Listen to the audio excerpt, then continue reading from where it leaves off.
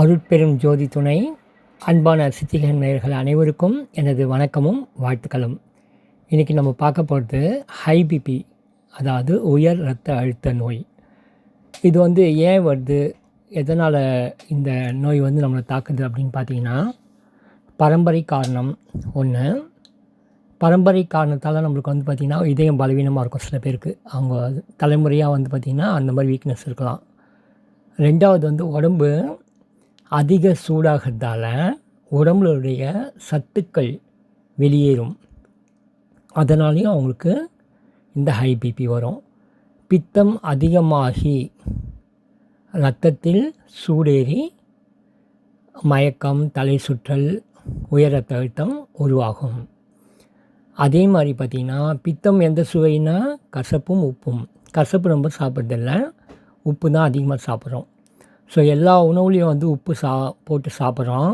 அந்த உப்பு அப்படியே பச்சையாக யூஸ் பண்ணிகிட்டு இருக்கோம். அதுவும் இல்லாமல் பார்த்திங்கன்னா, அந்த உப்பு பண்டங்கள்னே, அதாவது பேக்கெட் பண்ணியிருக்கிற பொருள்கள்லாம் அதிக உப்பு போட்டு கெடாமல் இருக்கிறதுக்காக பேக்கெட் வைப்பாங்க. சில பேர் இந்த மீன்கள்லாம் பார்த்திங்கன்னா, கருவாடு அந்த இதெல்லாம் பார்த்திங்கன்னா உப்பு நிறைய இருக்கும். அதுமாதிரி ஊறுகாய் இதெல்லாம் உப்பு அதிகமாக, அதில் எண்ணெய், மிளகாத்தூள்லாம் போட்டு நிறைய நாக்கு சுவைக்காக அதிகமாக உப்பை சாப்பிடுவதாலும், அதிகமாக எண்ணெயில் செய்த பலகாரங்கள், கொழுப்பு பண்டங்கள், அதாவது இந்த மாதிரி கெட்ட கொழுப்புகள் ஏற்படுத்தக்கூடிய எண்ணெய் பொருட்கள், அந்த மாதிரி பொருள்லாம் பார்த்திங்கன்னா நமக்கு கொழுப்பை அதிகரிப்பது மட்டுமல்லாமல் இரத்த அழுத்தத்தை உருவாக்குகிறது. அதே மாதிரி மன ரீதியாக பார்த்திங்கன்னா பதட்டம், கோபம், பயம், இந்த மாதிரி உணர்வுகள் எல்லாமே நம்முடைய இதயத்தை பாதிக்கும். ஸோ இதுதான் பல இதய நோய்கள் வருவதற்கு காரணமாக இருக்குது. என்னென்ன நோய்கள் வரும்? இதய அடைப்பு, உயர் இரத்த அழுத்தம், அதாவது ஹை பிபி, குறை இரத்த அழுத்தம், லோ பிபி, இந்த மாதிரி பலவிதமான இதய நோய்கள் நம்மளை பாதிப்பு ஏற்படுத்துது. சரி, இதை எப்படி சரி பண்ணலாம் அப்படின்னா, வெள்ளை தாமரை பூ, அது பச்சையாக கடித்தாலும் பரவாயில்ல, இல்லை அதை காய வச்சு அப்படியே எடுத்துக்கிட்டாலும் பரவாயில்ல, இல்லை அதை காய வச்சு பவுட்ரு பண்ணி தூளாக்கி ஒரு டப்பாவில் போட்டு வச்சிட்டாலும் சரி. இப்போது நம்ம பார்க்குறது ஹை பிபிக்கு, சரிங்களா? இந்த ஹை பிபி மட்டும்தான் இந்த பதிவில் நம்ம பார்க்குறோம். அதுக்கான ஒரு மருந்து தான் நான் இப்போ சொல்கிறேன். ஸோ இந்த தாமரை, வெண்தாமரை இதழ்கள், எப்பயுமே வெள்ளை தாமரை தான் போடணுமா, சிகப்பு தாமரை தான் அதிகமாக கிடைக்கும், வெள்ளை தாமரை கிடைக்கலையே அப்படின்றவங்க முடிந்த அளவுக்கு வெள்ளை தாமரை யூஸ் பண்ண பாருங்கள். அதுக்கு சத்து அதிகம், அது சில உலோக சத்துக்கள் அதிகமாக இருக்குது. எப்பயாச்சும் கிடைக்காத போது நம்ம சிகப்பு தாமரை யூஸ் பண்ணிக்கலாம், சரிங்களா? ஸோ இப்போ இந்த இதழ்கள் எத்தனை எடுக்கணும்? இதழாக எடுத்திங்கன்னா ஒரு 30-35 இதழ்கள் எடுத்துக்கலாம். அதுக்கப்புறமா பார்த்திங்கன்னா, இல்லை நான் தூளாக செஞ்சு வச்சுக்கிறேன் அப்படின்னா ஒரு ஸ்பூன் எடுத்துக்கலாம்.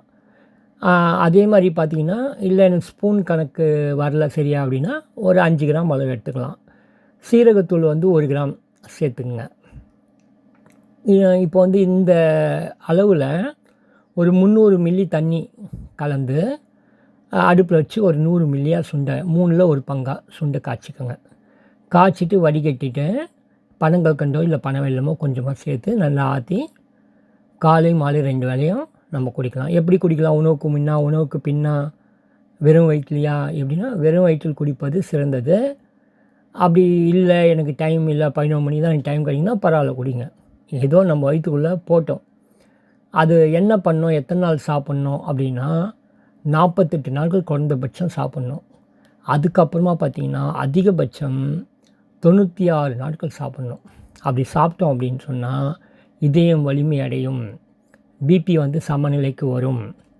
ஸோ இந்த வீடியோ பதிவில் பார்த்திங்கன்னா நான் கொஞ்சம் இதழ்கள் போட்டு தான், தாமரை இதழ் போட்டு தான் வீடியோ எடுத்திருப்பேன். நீங்கள் அதை பார்க்காதீங்க. நான் சும்மா ஒரு சாம்பிளுக்காக போட்டு காமிச்சேன் எப்படி கஷாயம் கொதிக்க வைக்கிறதுன்னு. சீரகத்தை நான் அப்படியே போட்டிருக்கேன், சரிங்களா? நீங்கள் சீரகத்தை தூள் பண்ணி போட்டுக்கோங்க. ஸோ வீடியோ ஒரு சாம்பிளுக்காக போட்டிருக்கேன். ஏன்னா இதை இந்த குடிநீரை இந்த நோய் இருக்கவங்க தான் குடிக்கணுமா, மற்றவங்களாம் குடிக்கக்கூடாதானா? அப்படிலாம் இல்லை. குழந்தைலேருந்து பெரியவங்க வரையும் யார் வேணால் குடிக்கலாம். எந்த வயசுன்னு இது கணக்கு இல்லை. எந்த நோயாக இருந்தாலும் குடிக்கலாம். எனக்கு இந்த நோய் இருக்குது, சர்க்கரை வியாதி இருக்குது, நான் குடிக்கலாமா? எனக்கு தைராய்டு ப்ராப்ளம் குடிக்கலாமா? எந்த நோயாக இருந்தாலும் பரவாயில்ல, நோயே இல்லாதவங்களாக இருந்தாலும் பரவாயில்ல. அவங்க உடம்பு சக்திக்காகவும், பித்தம் வராமல் இருக்கிறதுக்காகவும், இதயம் வலிமை அடையிறதுக்காகவும், நல்ல ஆரோக்கியத்துக்காகவும் இந்த தாமரை குடிநீரை குடிக்கலாம். அதே மாதிரி பார்த்தீங்கன்னா, ரத்த அழுத்தம் உடையவர்கள் மட்டும் நான் சொன்ன முறையில் அளவு கரெக்டாக இருக்கணும். மற்றவங்களாம் கொஞ்சமாக ஒரு 10 இதழ் நான் மேலே காமிச்சிருக்கேன், வீடியோவில் காமிச்சிருக்க மாதிரி ஒரு 10 இதழ் போட்டு கூட கொஞ்சம் சீரகம் போட்டு கொதிக்க வச்சு குடிக்கலாம். நோய் இருக்கவங்க மட்டும் அந்த முறைப்படி குடிக்கணும். அதே மாதிரி அவங்க சமையலில் பார்த்திங்கன்னா உப்பை வறுத்து தான் உபயோகிக்கணும், பச்சை உப்பை உபயோகிக்கக்கூடாது. முருங்கைக்கீரை போட்டு வறுத்து உபயோகிக்கிற வீடியோ இருக்குன்னு நான் போட்டிருக்கேன், அதை வேணால் ரெஃபரன்ஸுக்கு பார்த்துங்க. அதே மாதிரி வாயு பொருட்கள், எண்ணெய் பலகாரம், மந்தம் தரக்கூடிய கொழுப்பு உணவுகளை நீக்கிவிடுங்கள் அல்லது மிகவும் குறையுங்கள். 3 மாதம் எளிமையான உணவாக சாப்பிடுங்க. உணவில் வந்து பார்த்திங்கன்னா கீரைன்னு பார்த்தாக்கா முருங்கீரை, பசலைக்கீரை, வெந்தயக்கீரை, அரைக்கீரை அதெல்லாம் சேர்த்துக்கலாம். நம்ம காய்களில் வந்து பீன்ஸு, அவரைக்காய், வாழைக்காய், அதுக்கப்புறம் வந்து பார்த்திங்கன்னா பிஞ்சு கத்திரிக்காய், பிஞ்சு முருங்காய் இதெல்லாம் நம்ம சேர்த்துக்கலாம். பெரிய முருங்காய் வந்து அதிகமாக பெருசாக வளர்ந்ததோ முத்தி போன முருங்காய்லாம் சாப்பிடவே கூடாது, சரிங்களா? பித்த வாயு அதிகமாகும். அதனால் ஞாபகம் வச்சுங்க.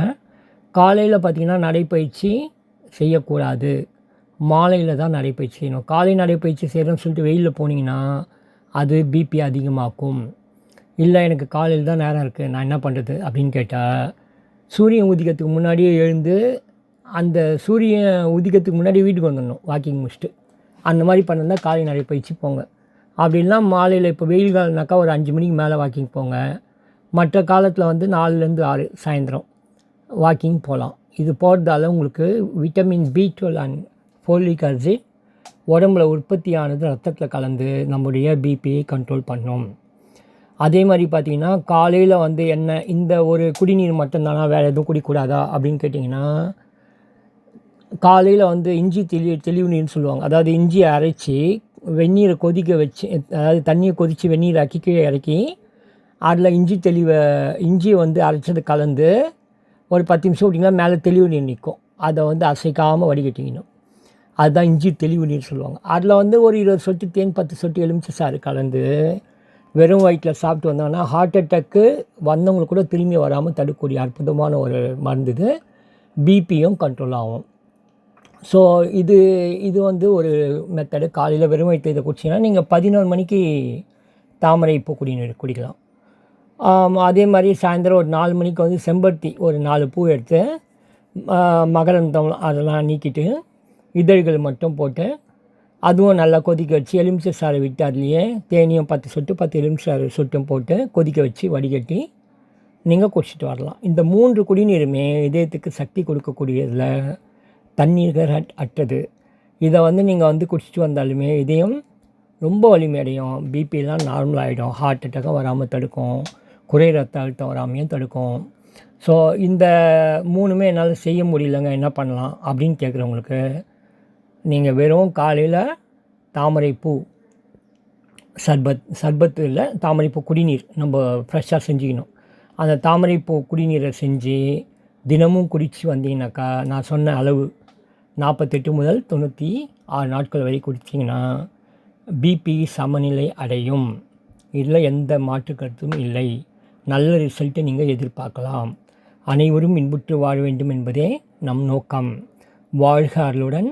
நன்றி, வணக்கம்.